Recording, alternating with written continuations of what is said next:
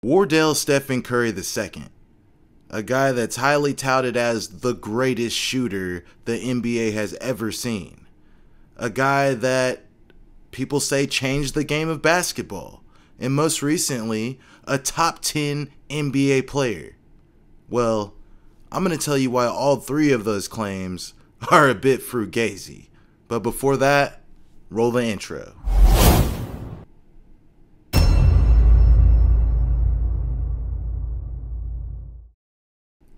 Guys, welcome back to Championship Rounds. This is going to be the first installment of a new playlist I'm working on called The Champ Chat.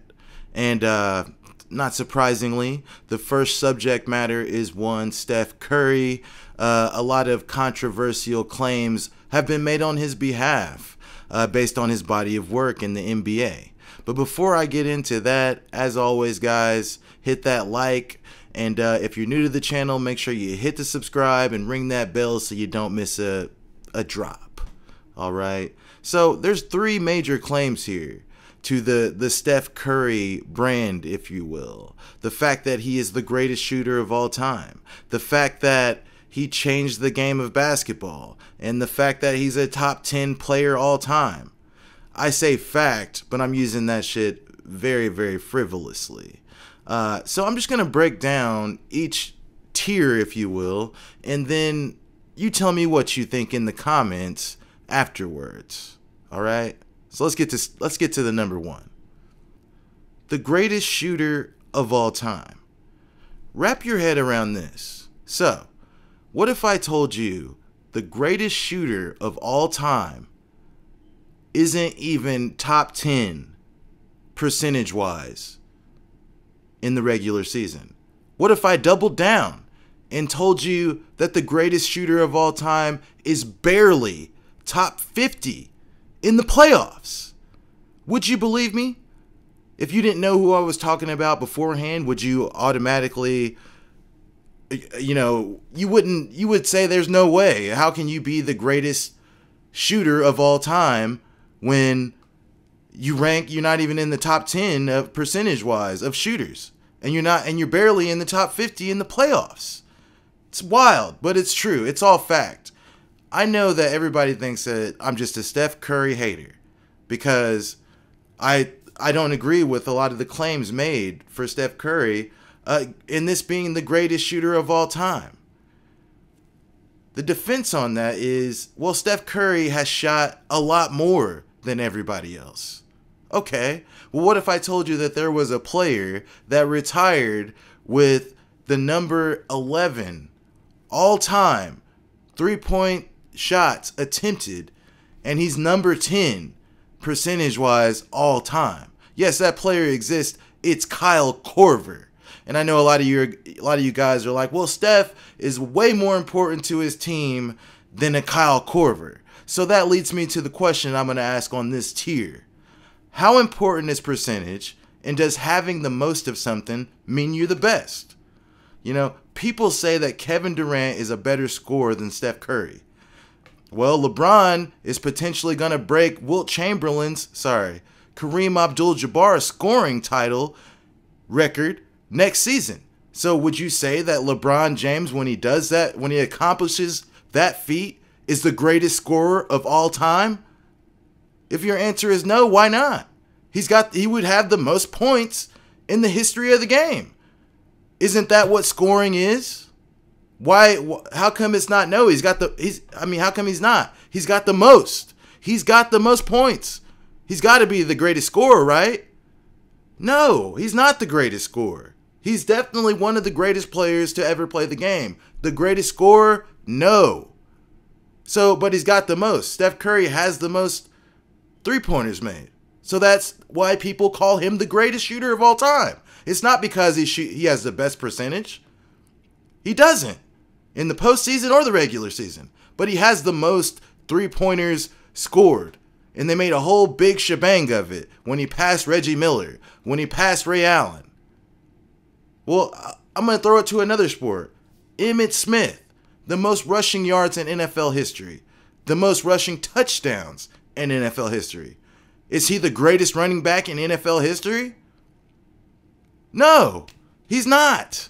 And I know what you guys are all thinking. Well, Emmitt Smith played forever. He played until he had the record. So are you saying that Emmitt had more opportunity to get those records? I agree, he did. You know, there's a graphic that they put on the screen all the time when showing how great Steph Curry is. And they say, oh, well, Steph Curry has these records with X amount less games than the guys that held the records before him. And everybody's like, oh my God, wow, he's really shooting the lights out. And you're like, those guys played way more games. What if I told you that Steph Curry has had more opportunity, like an Emmitt Smith? He's had more opportunity to shoot. Okay? He's taken way more shots than those guys took.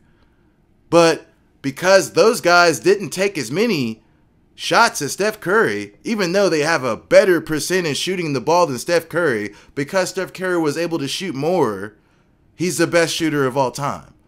Is that really the logic? Jim Miller just defeated Cowboy Cerrone in the UFC and became the UFC's most winningest fighter. Nobody in the history of the promotion has more wins than Jim Miller. Does that make Jim Miller the greatest fighter of all time? No, because having the most of something doesn't necessarily mean you're great. Percentage is what's important, okay?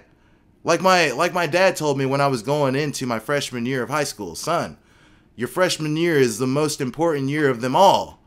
You wouldn't think that going in, but it is. Why? Because you're establishing your grade point average. And those averages are a lot easier to lower than they are to raise. So you want to establish something pretty prominent so you can work with it.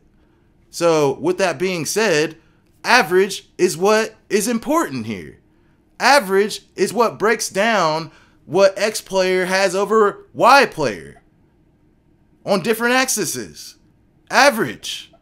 If I have the most if I play for a team that allows me to that green lights me just shooting the ball off the handle, off the handle, off the handle, if I'm hitting, if I'm missing, doesn't matter, keep shooting, and I have the green light, versus another player that doesn't have that green light but shoots the ball at a higher percentage, who is the better shooter? The higher percentage. Is Steph Curry the greatest shooter of all time? If you want to crown him, crown his ass.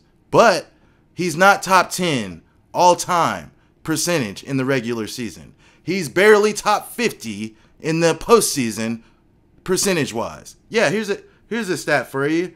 Steph Curry, people say, oh, Steph's still going. He's still going. He's got time to do this and that. Steph Curry has missed 4,173 three-point shots. He's still going. By the time Steph Curry is done playing basketball, his misses will rank top 10 easy for attempts in the NBA's history. Put that, wrap your mind around that. Wrap your mind around that. He gets credit for the makes. No, and he doesn't get any of the downfall for the misses. Okay?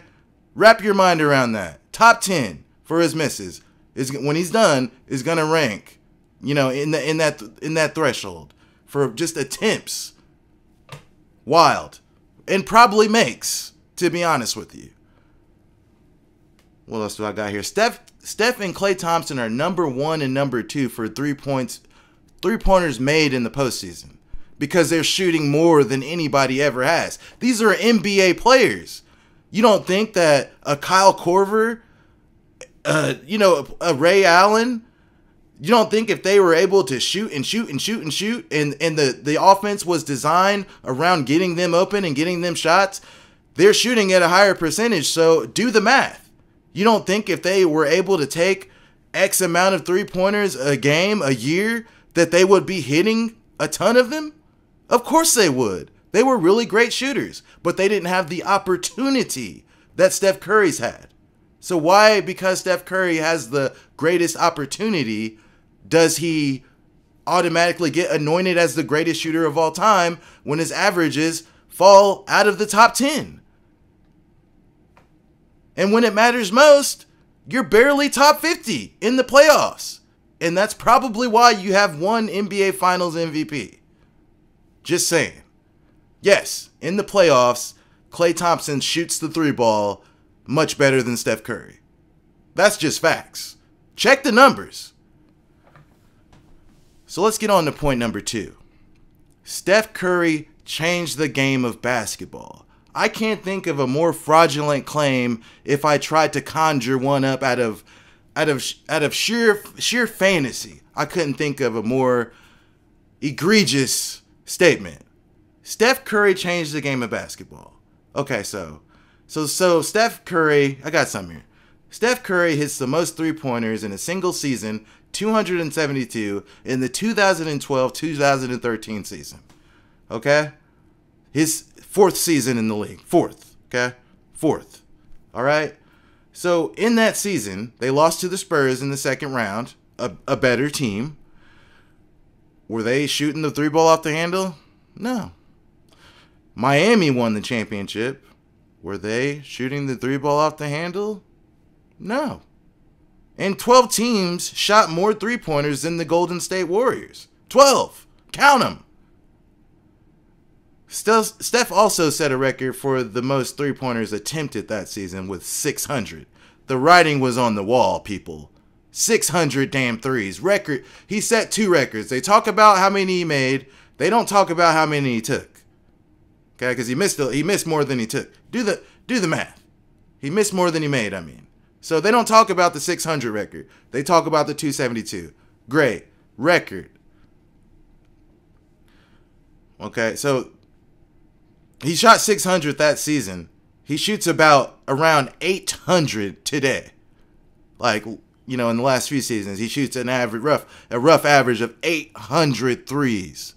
800. So since that season, where he broke the record, 272, on 600 damn attempts, it's only gone north since then. Northern. All right? Winter is coming. What's my point here? People say that Steph Curry changed the game because they say he killed the mid-range shot. They say he eliminated the center position. They say that because Steph Curry, you cannot be on the floor unless you can hit a three-pointer. That's just not true. Here's my rebuttal. And again, I have no feelings here. I'm using facts. Just facts. This isn't how I feel. I'm not skewing things toward. I'm just telling you the facts that nobody talks about. So, let's see. The claim that Steph Curry eliminated the center, it destroyed the mid-range shot, and you got to be able to shoot a three-pointer to be on the floor. You got to be able to shoot that. Okay. Obviously, you guys can go down all the teams' rosters in the league and point out players that can't shoot the three ball. Somebody on his team that can't shoot the three ball is Draymond Green. Yeah, he can hit one every now and then, but is he a strong three-point shooter? Hell no. He's just not.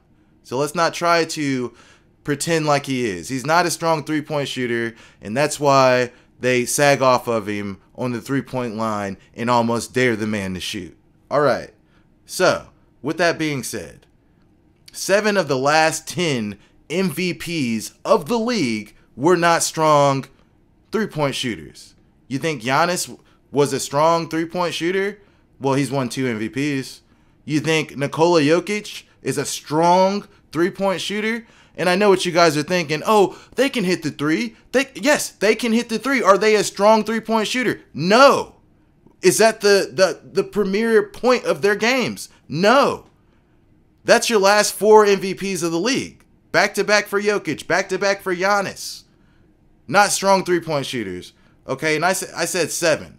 Is LeBron James a strong three-point shooter? No, he's not. All right, so let me continue with this. With that being said, and I'm going to circle back to the three-point shooting of having to shoot a three-point shot. Okay, so but with that being said, like if Steph Curry changed the game so much, why isn't the MVP of the league been some three-point shooter? Was Russell Westbrook when he got those triple doubles and won the MVP, was he shooting the three-point ball? Well, hell no. The man can barely shoot a free throw, let alone a jump shot beyond the arc. Wow. So Steph is the reason why teams were playing like they are today, is what they say. So we're going to ignore Mike D'Antoni's offense.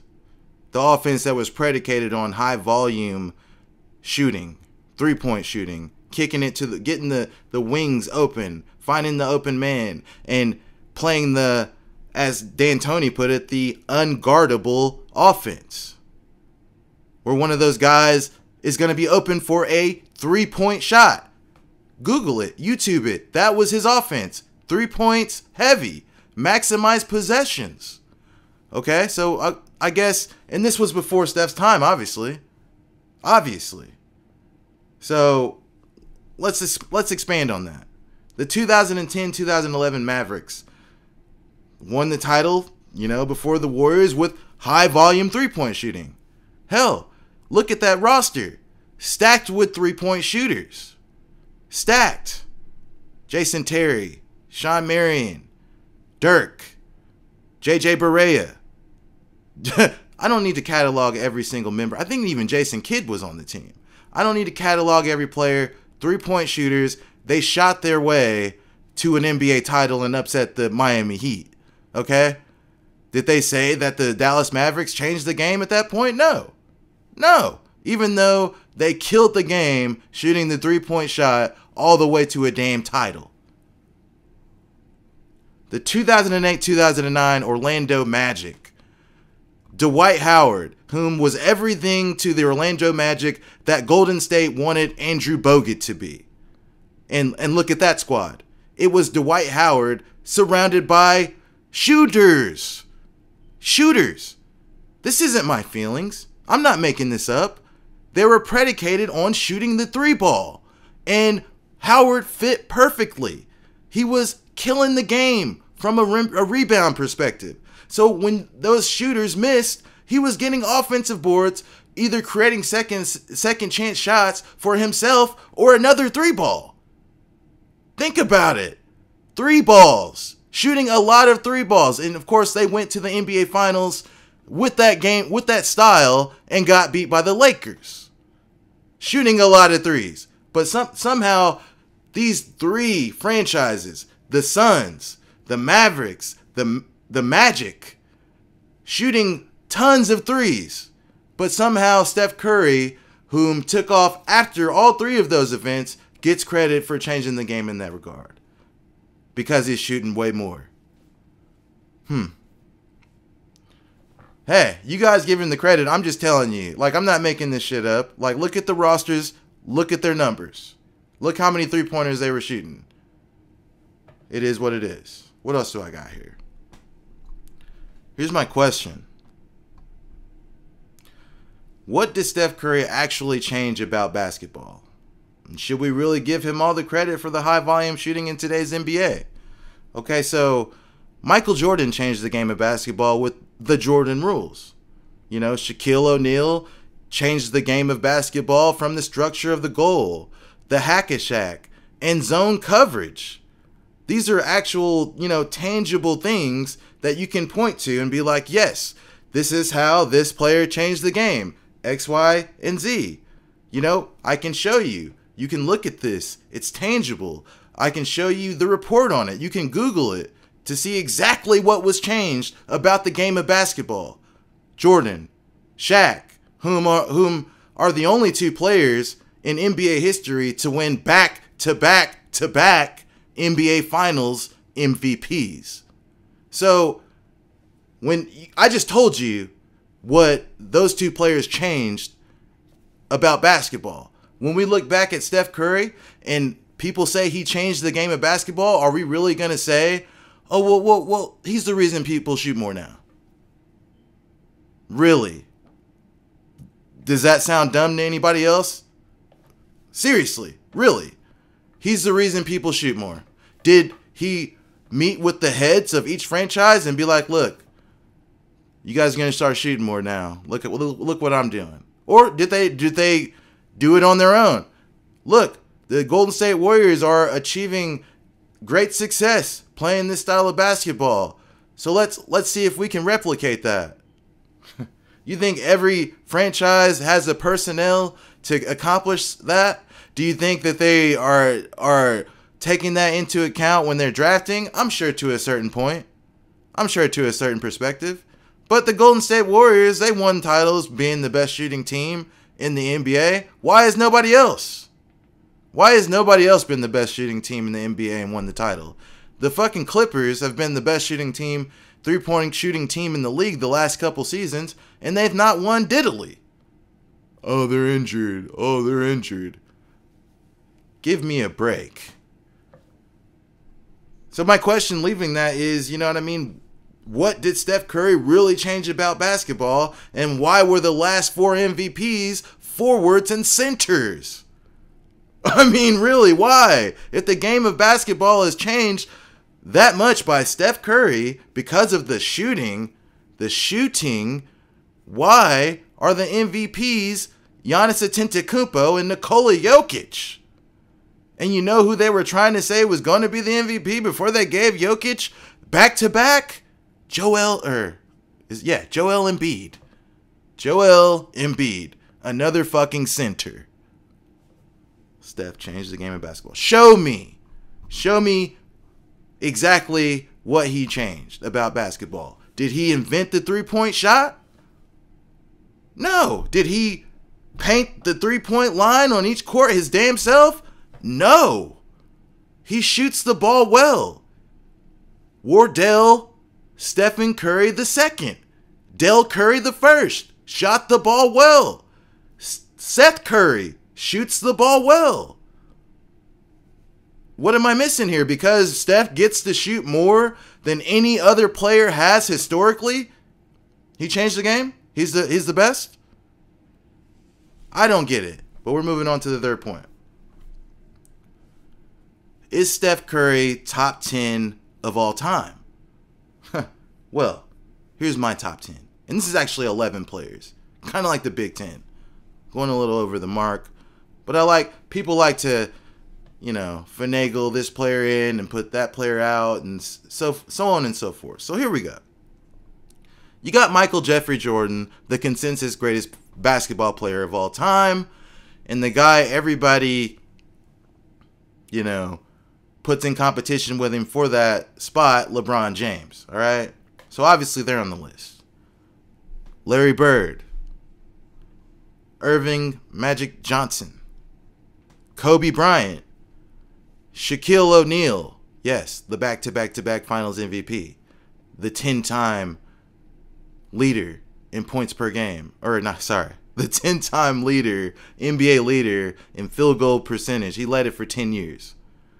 Among other things I'm not going to name here. Kareem Abdul-Jabbar, arguably the greatest basketball player of all time. Bill Russell, 11 titles. The damn finals MVP is named after the guy. Tim Duncan, 5 titles. Decorated defensively. And obviously the greatest power forward of all time. Wilt Chamberlain, one of the greatest dominant players in the NBA's history, and when they wrote the record book for the NBA, it was almost the life and times of Wilt Chamberlain.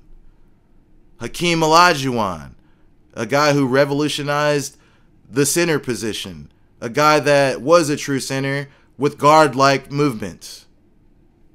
Anyways, who's coming off of that list so Steph Curry can sit down? Who is coming off of that list so Steph Curry can have a seat? Come on, Steph just beat the Boston Celtics and got finals MVP. Somebody's got to get up, right? No, Steph Curry isn't a top 10 NBA player. And here's the defense on that. They're, the rigor, the usual. Steph changed the game. He's the greatest of all time from a shooting perspective. He has 4 titles, 2 MVPs, 1 unanimous. And now he has a finals MVP. All facts. All facts. Here's my rebuttal. Steph has never been recognized defensively. He wasn't the best player on his team for 2 of his rings. And he wasn't ever the best player in the NBA. Neither time he won the MVP award. No. The MVP award has been relegated to a popularity contest. So if you had to ask me, the most important MVP award you can win is the Finals MVP because it's based purely on performance, not who everybody feels good about. Steph Curry has the favor of the public. He's got a beautiful family. There's nothing physically intimidating about the guy. And he's a good guy. There's nothing to not like about him. But when you get players that are better than him, like a LeBron James, he gets all the scrutiny. No off the court nonsense, but he's still scrutinized heavily. Durant, people don't like his move to Golden State. People don't like the burner account on Twitter. Scrutinized heavily. Better player, scrutinized heavily. Kobe Bryant. Everybody loved Kobe Bryant. I love Kobe Bryant. But let's not forget, Kobe caught a rape charge and threw his teammates under the bus. Does anybody talk about that? No, I don't think they should. But I'm just saying, when you have the favor of the public, they'll start putting you places you don't necessarily deserve to be. And I'm not saying that that's the case with Kobe Bryant, but I'm saying that that's the case here with Steph Curry. When you ask people, well, KD is obviously a better player than Steph Curry. He showed that with his numbers when he played against him. He showed that with his numbers when he played with him. People go, no, well, Steph Curry's better. And I go, why? And they say, well, he's way more decorated than KD. Steph is more decorated than KD. So why does the logic, or I'm going to use that logic, why does the measuring stick change when you're putting Steph Curry in the top 10? Every single player that I sit here and catalog to you is way more decorated than Steph Curry. Hell, spoiler alert, KD is more decorated than Steph Curry. They say NBA titles are a team accomplishment. Well, Steph's got more titles than Kevin Durant. If you don't see it as a team accomplishment, okay, I'll give. Steph's got one up on that. The MVPs are a wash. They both have 3. Steph has 2 regular season and 1 postseason. KD has 1 regular season and 2 postseason. And I already told you which MVP I feel holds the most weight. With that being said, KD only has 1 more season than Curry. 4 more All-Star selections. 2 more NBA All-NBA selections. 2 more scoring titles, and the man won Rookie of the Year. He's been playing at the highest level, since his inception into the league. So yes, contrary to popular belief, Kevin Durant is more decorated than Steph Curry. There, I said it.